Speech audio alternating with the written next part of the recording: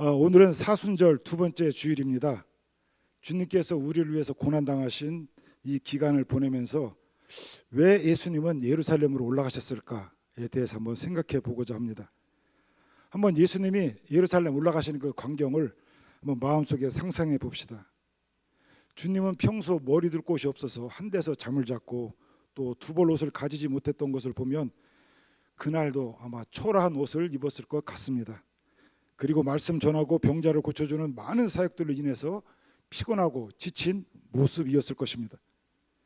이런 모습으로 아까 말씀에서 본 대로 빌린 나귀 새끼를 타고 당시 수도인 예루살렘의 그 화려한 거리를 지나가십니다. 그런데 이같이 별로 볼품없는 나사렛 시골 출신의 서울 나들이를 수많은 사람들이 나와서 종려나무 가지 흔들며 흥분과 열기로 소리치면서 환영합니다. 왜 그랬을까요? 그 당시 유대 나라 사람들은 로마 제국의 통치하에서 주권을 박탈당한 생활을 하고 있었습니다. 1년 내내 피땀 흘려 농사를 짓고 그 후에 빚을 갚고 세금 내고 나면 또다시 빚을 얻어야 살 수밖에 없는 상황이었고, 또 그 빚을 갚지 못하면 노예로 팔려가서 가족들이 뿔뿔이 흩어지는 일도 있었습니다. 그러다가 병이라도 나면 제대로 치료도 받지 못하고 죽어야 하는 처지가 그 당시 서민들의 상황이었습니다. 역사적 예술을 연구한 학자들이 마태복음 5장 말씀을 해석한 것을 보면 우리가 당시의 상황을 조금 더 이해할 수 있습니다. 5장에 보면 이런 말씀 나오죠. 예수님의 말씀. 오른뺨을 치면 왼뺨을 둘러대라. 누가 송사하여 속옷을 달라면 겉옷까지 내어주라. 억지로 오리를 가져가며 심리를 가주라. 물론 이 말씀의 기본 뜻은 사랑을 베풀되 넉넉히 하라는 말씀입니다. 그런데 당시 사회를 연구하는 학자들은 이렇게 해석을 하기도 합니다. 먼저 내가 상대방의 오른뺨을 때린다고 가정해 봅시다. 상상력이 부족한 분들은 옆 사람 보면서 한번 상상해 보세요. 상대방의 오른뺨을 때리기 위해서는 왼손이나 오른쪽 손등으로 때려야 됩니다. 이것은 위에 사람이 아래 사람에게, 힘 있는 자가 힘 없는 자에게, 주인이 하인에게, 로마인 당시 지배자가 피지배자인 유대인을 무시하면서 조롱한다는 뜻입니다. 이때 왼편을 돌려대면 상대방은 오른손으로 때릴 수밖에 없습니다. 동등한 대우, 동등한 인격으로 대하라고 하는 저항의 뜻이 담겨 있다고 볼 수 있습니다. 또 당시에 가난한 사람들은 가진 게 별로 없었습니다. 그러다 빚을 지게 되면 가난한 이들은 저당 잡힐 것이 없어서 속옷을 저당 잡힙니다. 그런데 이 빚을 못 갚게 되면 부자들이 송사하여 저당 잡힌 이 속옷을 달라 합니다. 그렇다면 이때 겉옷까지 벗어주라는 이야기입니다. 이것은 겉옷과 속옷밖에 없던 당시 가난한 사람들에게 그들의 벌거벗은 몸을 재판정에서 보여주라고 하는 것인데, 당시 사회에서 벌거벗는다는 것은 오늘날 우리뿐만 아니라 그 옛날 상당히 이건 수치스러운 일이었고, 심지어 벗은 몸을 보여주면 벌금을 내어야 한다는 규정도 있었습니다. 그런데 이런 수치를 무릅쓰고 다 벗어주라고 하는 것은 가난한 자들을 착취하는 이 불의한 사회적인 모순, 잘못을 온몸으로 고발하고 저항하라는 그런 뜻이라고 해석합니다. 오리를 가져가면 심리를 가라는 것도 마찬가지입니다. 당시 로마 군인들은 무거운 군장을 메고 행진을 많이 했는데, 그때 피곤한 군인들이 피지배자인 유대인들에게 대신 군장을 메고 가도록 강요하는 일들이 있었습니다. 그런데 이럴 경우 잘못하면 불만이 커질 수 있기 때문에 로마 군법에 따르면 오리만 대신 지고 갈 수 있도록 허용을 했습니다. 그런데 이때 오리만 가자고 하는데 심리를 끝까지 가겠다고 하면 어떻게 되겠습니까? 그럴 경우 군인은 규정을 어겼다고 해서 장교들에게 혼나고 불이익을 받을 수가 있습니다. 이렇게 오른뺨을 때리면 왼뺨을, 송사여 속옷 달라 하면 겉옷까지, 오리 가자며 심리를 가라는 말씀을 잠깐 제가 저항이라고 하는 관점에서 보았는데, 가만히 보면 이 이야기 속에는 그 당시 사회 속에서 얼마나 불공정과 불의가 팽배했던지를 우리가 엿볼 수가 있습니다. 하여튼 이런 시기에 예수님이라고 하는 분이 혜성처럼 나타났습니다. 그리고는 권력과 결탁해서 온갖 부정을 저지르는 종교 지도자를 향해 독사의 자식들아라고 호통을 칩니다. 또 돈 가지고 서민들을 괴롭히는 부자들에게 부자가 천국에 들어가는 것은 낙타가 바늘구멍에 들어가는 것보다 더 어렵다라고 질타합니다. 그러면서 가난한 사람들에게는 가난한 사람이 복되도다 위로해주고, 약자의 편에서 문제 해결해주고, 아픈 사람들의 병을 고쳐주었습니다. 이런 예수님의 모습을 보면서 사람들은 이분이야말로 우리들의 모든 문제를 해결해 주실 분이고 로마의 압제에서 우리를 구해줄 구세주라고 생각을 했습니다. 그러던 차에 예수님이 예루살렘에 올라가신다고 하니까 이렇게 이제 능력 있는 분이, 그분이 예루살렘에 올라가기만 하면 로마 정권을 뒤엎고 가난한 자, 병든 자, 힘없는 자들이 길을 펴고 살 수 있는 나라를 건설할 것이라고 생각을 했습니다. 그래서 이들이 예루살렘 거리로 나와서 예수님의 그 초라한 입성을 종려나무 가지를 흔들며 열렬히 환영한 것입니다. 예수님에 대한 기대가 얼마나 컸겠습니까?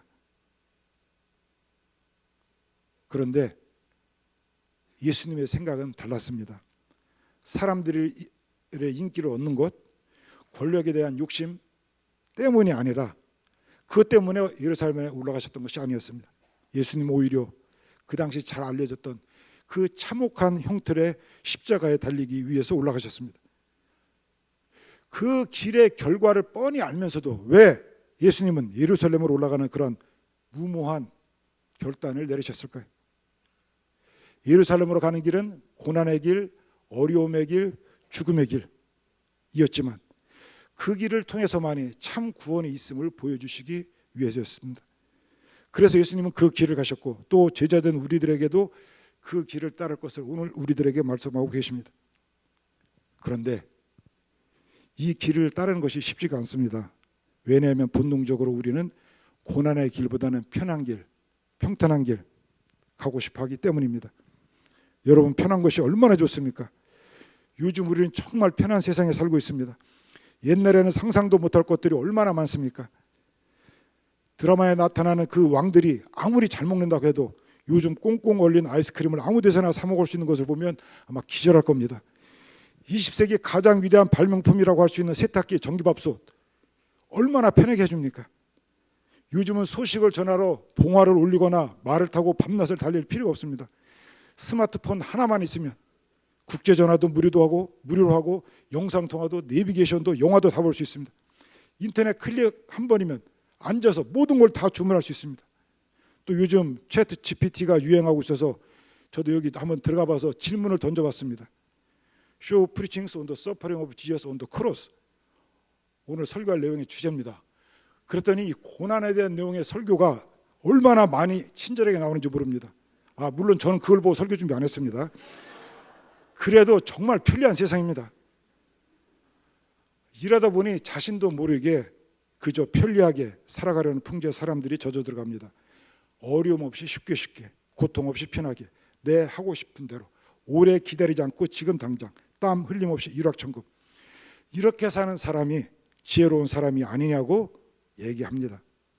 그런데 역설적이게도 이런 시대 흐름이 좋은 면도 우리에게 분명히 있지만 또 한편 온갖 사회 병폐와 범죄를 유발하는 원인 중 하나로 이것이 자리 잡아가고 있습니다.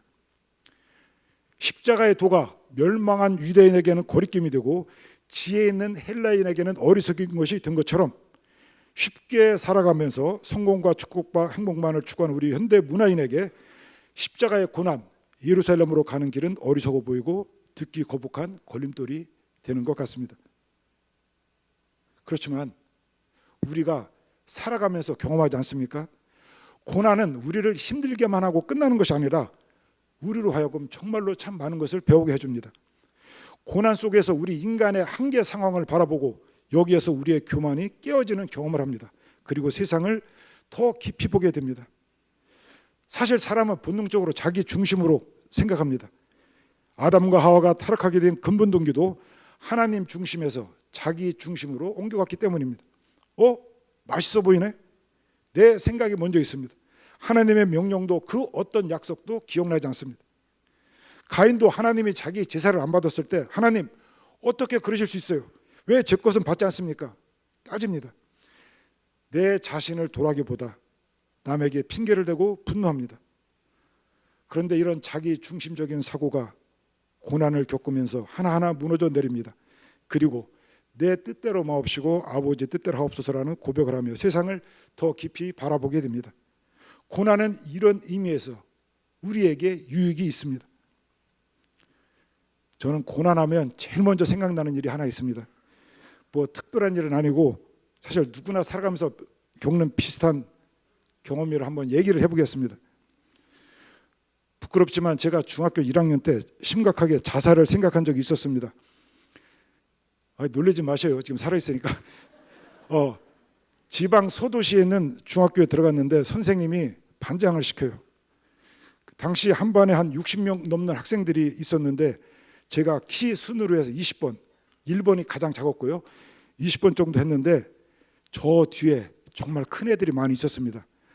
특히 1년을 놀다 온 학생이 있었는데 정말 덩치가 엄청나게 컸습니다. 저는 지금도 그 이름을 기억합니다. 그런데 이 친구와 그 그룹의 학생들이 반장으로 내가 일을 하려고 하면 사사건건 시비를 하는 겁니다. 그러니 공부는 고사하고 학교 가기가 정말 싫었습니다. 그러면서 차라리 이 교록 없는 세상을 떠나는 것이 좋겠다는 생각까지 심각하게 했었습니다. 물론 다행히 해피엔드로 마무리되었습니다. 그런데 교회만 열심히 제가 다니던 제가 사회의 부조리와 인간관계의 복잡성이라는 인생의 쓴맛을 제대로 배운 첫 경험이라 다른 무엇보다도 이 기억이 오래 남는 것 같습니다. 그런데 돌이켜보니 이 어린 시절 경험이 나름대로 저에게는 굉장히 큰 유익이 되었던 것 같습니다. 사실 이 세상에 고난 없이 살아가는 사람은 없습니다. 크고 작은 고난은 누구에게나 다 찾아옵니다. 여러분 혹시 돈 때문에 사는 것이 힘들다고 막 지쳐본 적 없으세요? 별로 없어요? 요즘 무역 수지적자가 크게 증가하고 심각한 문제입니다. 고환율, 고금리, 고물가가 계속되면서 많은 사람들이 돈 때문에 지금 고통받고 있습니다. 또 인간관계 속에서 상처받는 사람들이 많이 있습니다. 저는 어떤 경우에는 돈보다도 이 인간관계에 상처받는 게 더 무서운 것 같습니다. 더욱이 지나간 오래된 일 때문에 지금도 힘들어하는 사람들도 있습니다. 주님은 과거의 상처에서 우리를 틀림없이 자유롭게 해주셨는데도 불구하고 한 달 전, 1년 전, 10년 전에 아픈 기억을 가슴에 품고 있다가 기회 있을 때마다 꺼내놓고 괴로워하는 사람들도 있습니다. 때론 많은 것을 가졌음에도 삶의 목적이 분명치 않아서 불안한 삶을 사람들도 있습니다. 그리고 전쟁, 지진, 재난, 갑작스러운 사고나 원치 않는 질병 때문에 삶에 충격받고 힘든 순간을 보낼 때도 있습니다. 지금 전부 다 이렇게 표정이 행복하게 설교를 듣고 계신데 어쩌면 여론 중에도 지금 이런저런 걱정 때문에 설교 안 들어오는 사람도 있고 그럴 수도 있을 것 같아요. 설교 잘 듣고 계시는 거예요? 걱정이 너무 많아요. 그런데 지금 나에게 찾아온 이 고난을 그대로 인정하고 그래 인생이다 그렇지 뭐 하고 받아들이는 것이 쉽습니까? 아니에요. 누구에게나 고통 없이 편안한 삶을 살려고 하는 것이 우리의 본능이기 때문입니다. 그런데 오늘 찬송도 했는데 그럼에도 불구하고 내가 겪는 고난들이 나를 더 성숙하게 만들고 다가올 어떠한 역경도 이겨나갈 수 있는 힘을 준다는 것을 알기 때문에 고난 가운데서도 우리는 인내하고 더 나아가서 감사할 수 있는 마음을 갖게 됩니다. 우리 흔히 하는 말이 있죠. 아픈 만큼 성숙한다. 이건 살아갈수록 느껴지는 삶의 진리인 것 같습니다. 더 나아가서 고난은 우리의 연약한 믿음을 강하게 만들어 주기도 합니다. 이사야 48장 10절 말씀. 보라 내가 너를 연단하였으나 은처럼 하지 아니하고 너를 고난의 풀무에서 택하였노라. 금속은 연단을 통해서 강해집니다. 쇠붙이는 불에 달구고 망치로 때리고 찬물에 식힌 일을 반복하는 가운데 예리한 검으로 만들어집니다. 어미 독수리는 새끼 독수리를 높은 곳으로 끌고 올라가 떨어뜨림으로 날개를 연단시켜줍니다. 우리의 믿음도 마찬가지 아니겠습니까? 고난 자체는 어렵지만 믿음은 고난을 통해서 굳세어집니다.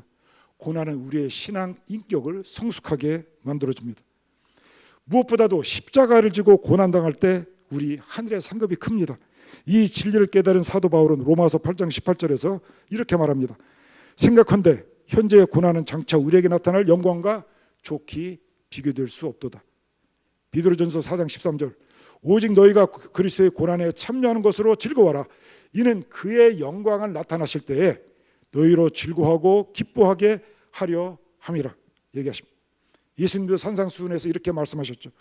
나를 인하여 너희를 욕하고 핍박하고 거짓으로 너희를 거스려 모든 악한 말을 할 때에는 너에게 복이 있나니 기뻐하고 즐거워라. 하늘에서 너의 상이 큼이니라. 또 살다 보면 때론 억지로 십자가를 질 때도 있습니다.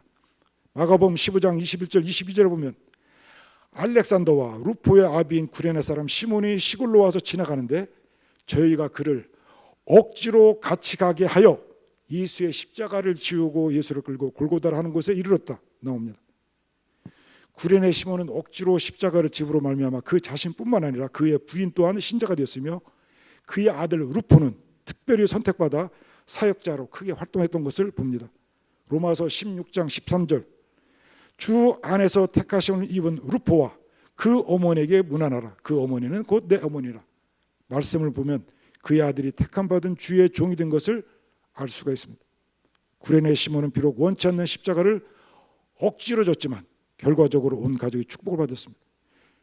억지로 십자가 졌다가 축복받는 이야기는 성서에 자주 등장합니다. 믿음의 조상 아브라함 아들을 바치라는 주님의 명령에 정말로 쉽지 않은 일이었지만 순종함으로 축복받습니다. 모세도 하나님의 부름 받았을 때 맨 처음 했던 말이 무엇입니까? 나는 입이 뻣뻣하고 혀가 둔한 자이니 다른 사람을 보내셔서. 그러나 결국에는 억지로 그 사명을 감당하지만 이스라엘을 구원하는 큰 사역을 이룹니다. 그런데 이게 성서의 이야기만이 사실은 아니에요. 우리의 이야기이기도 합니다. 우리도 교회 생활하면서 혹시 원치 않는 일, 원치 않는 직분, 원치 않는 십자가를 질 때가 있지 않습니까? 때로는 시간이 없다, 건강이 약하다, 역량이 없다, 아직은 일할 때가 아니다 등으로 핑계를 댈 때도 있지만 억지로 그 일을 감당하게 될 때가 있습니다. 그런데 오히려 그 일을 통해 주의 사랑과 은혜를 경험하고 믿음 안에서 또 성장하는 걸 우리가 느끼지 않습니까? 아닌가요? 기회만 되면 도망가고 싶으세요? 아니에요. 이 세상에는 십자가를 지고 살아가는 사람들이 참 많이 있습니다. 정말 어떻게 다른 사람을 위해서 스스로 고난을 택할 수 있을까요? 예수님이 우리에게 친히 보여주셨듯이 그것은 사랑 때문입니다. 사랑은 우리에게 어떠한 고난도 이겨나갈 수 있는 힘을 줍니다. 어려운 얘기보다는 우리 주변에서 흔히 볼 수 있는 쉬운 예를 하나 들어볼게요. 그냥 제 집 얘기를 해볼게요. 제 집 얘기해도 전혀 상관없는 거죠. 예. 지난 봄에 저희 집 둘째 딸이 아이를 낳았는데 딸과 사이가 다 직장 생활을 하고 있어서 제 집사람이 고민하다가 지난 11월, 작년 11월이죠. 뉴저지 딸네 집에 손녀를 봐주러 갔습니다. 사실 몇 년 전에 첫째 딸 아이를 봐주느라 너무 힘들어서 이가 2개나 빠졌던 경험이 있어서 한참을 망설였지만 결국 갔습니다. 제가 아침에도 통화를 했는데 영상통화죠. 지금 너무너무 힘들어서 마음으로는 빨리 오고 싶지만 2주는 더 있어야 할 것 같습니다.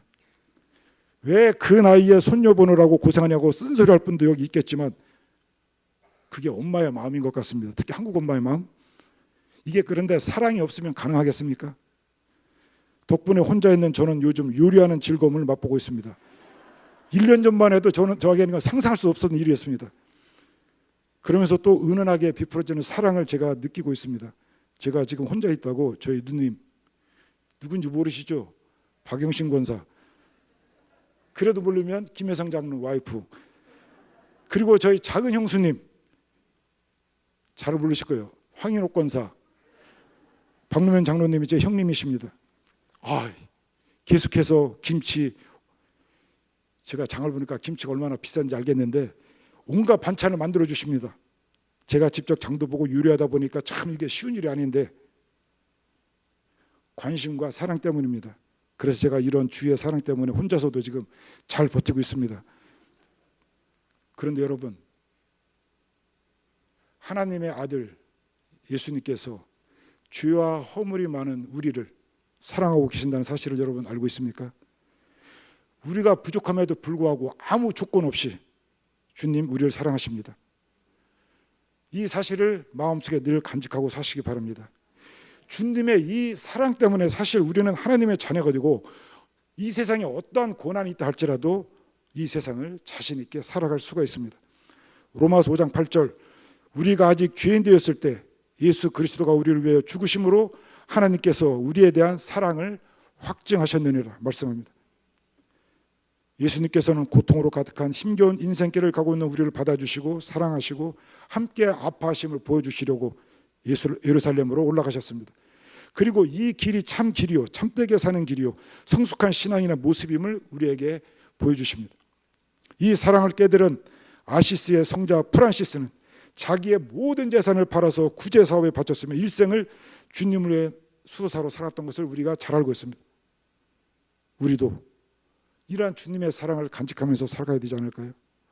그래서 우리가 이런 마음으로 살아가기를 바라면서 한번 생각해 봅시다. 그동안 나는 나만을 위한 시간을 보내오지 않았는가? 내 고집과 잘못된 생각들로 나 중심적으로만 살아오지 않았는가? 사람들과의 관계에서 먼저 손 내밀지 못하고 살아오지 않았는가? 이해와 연민보다는 마음속에 증오와 미움을 가지고 살아오지 않았는가? 다른 사람들에 대한 이런저런 편견 때문에 내가 마음의 문을 닫고 살아오지 않았는가? 이번 사술전 기간을 기도와 묵상으로 보내면서 주님이 보여주신 것처럼 자기를 내어놓는 이러한 십자가의 삶을 통해서 좀 더 신앙적으로 성숙해져가는, 그리고 그렇게 살도록 노력해가는 우리 모두가 다 될 수 있기를 주의 이름으로 축원합니다.